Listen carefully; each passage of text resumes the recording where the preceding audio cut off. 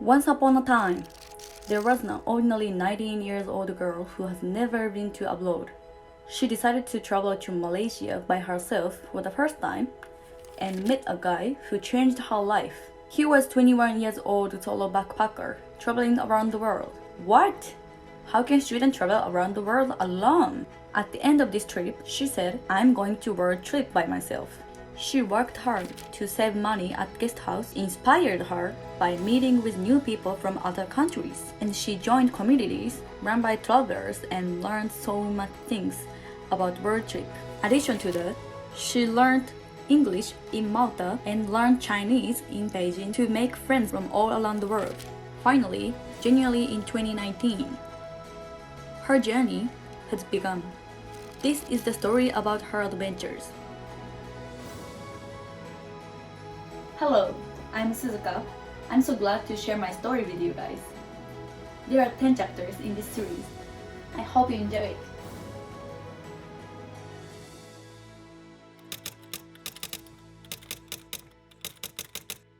It was morning flight.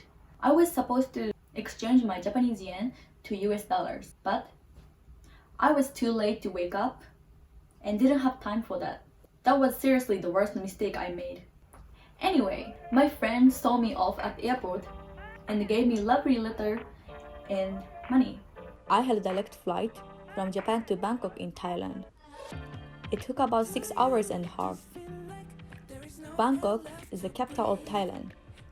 It's famous for its chaotic street, cheap and delicious street food, wild nightlife, and never-ending traffic.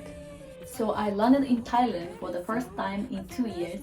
I was so happy to be finally back here. The main purpose of visiting Thailand is getting vaccinated.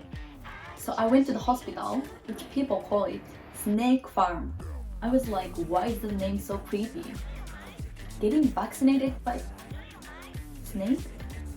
I was kind of skeptical about it, but I went there and I found out actually there was a snake farm next to the hospital. The hospital wasn't snake farm. I got 黄熱病、狂犬病、A 型肝炎、ジフテリア発症風 and Thai nurse said 痛くない痛くない which means it doesn't hurt. She was so cute, but it was really painful. And the cost was only 12,900 yen. You know, it's the half price of getting those vaccines in Japan.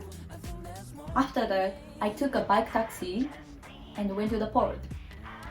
I took a boat and enjoyed the view of temples, really beautiful. The first temple I visited was Wat Po. Wat Po is a Buddhist temple complex. It is one of Bangkok's oldest temples. It existed before Bangkok was established as the capital by King Rama I. I go into and I found a huge golden Buddha was laying. How amazing is it? The size was 49 meters. The face of Buddha looked totally different when you see it from different direction. And next I went to the Wat Phra Keo.